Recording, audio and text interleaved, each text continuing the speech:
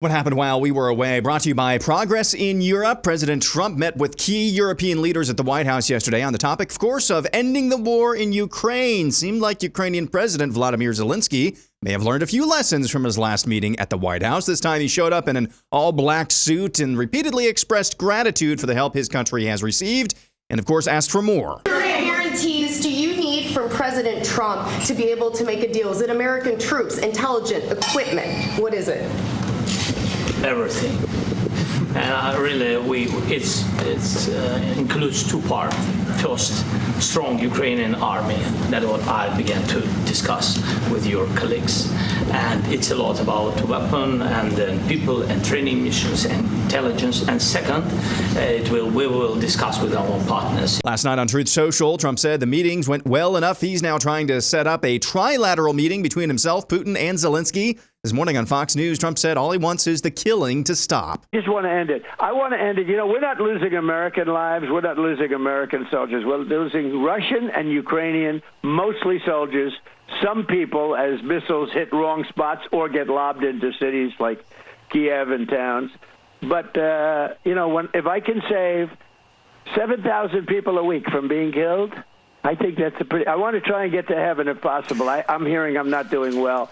I am really at the bottom of the totem pole. But if I can get to heaven, this will be one of the reasons. In other news, Attorney General Pam Bondi and FBI Director Kash Patel are bringing on Missouri Attorney General Andrew Bailey as an additional deputy director of the Bureau to serve alongside Dan Bongino. It's been 179 days since FBI Director Kash Patel assumed office. Still no word on restoration of whistleblowers like Garrett O'Boyle and Steve Friend. Colorado Secretary of State Jenna Griswold, whose office accidentally posted the passwords to voting machines and hails from the state who tried to remove Trump from the ballot. She's really upset that President Trump is planning to do away with mail-in voting and voting machines. Look, mail ballots are secure. They cannot be hacked because they're a piece of paper. That is increasingly more important as Trump has made our elections less secure since taking office again.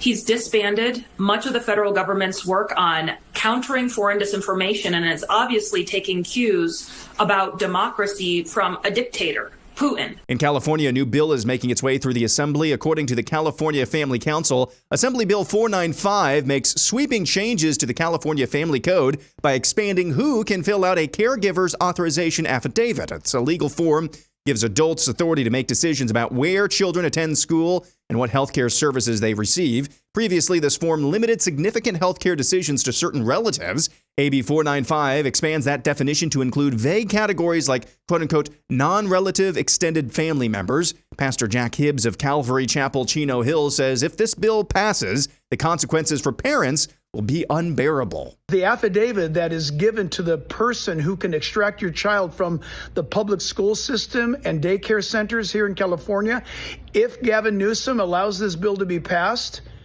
some of the greatest attorneys in America, some of the ones who have appeared before the U.S. Supreme Court have come to our rescue and our aid, and they've told us that the bill is worse, Pastor Jack, than what you've said.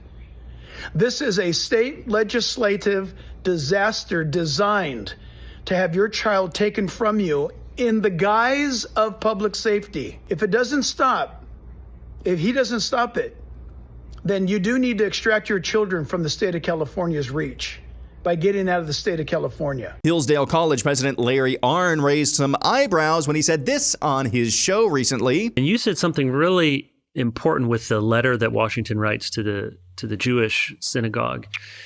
There is a difference between liberty and toleration, that those were not identical. So religious toleration is we have an established church, we have a state religion, we will tolerate those who are dissenters.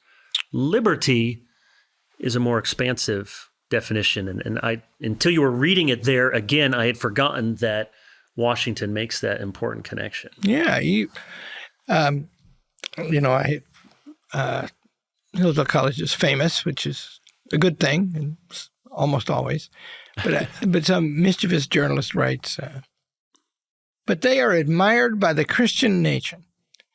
And it and I wrote a letter to the editor, and they printed it. I just said, somebody admiring somebody else doesn't necessarily say anything about somebody else. That's right. But if they do admire Hillsdale College, they will learn from it that a Christian nation is not possible. because Jesus' kingdom is not of this world. And finally, checking in on the Minneapolis mayoral race, here's a rally for Omar Fateh. Congresswoman at the Shane. Yeah.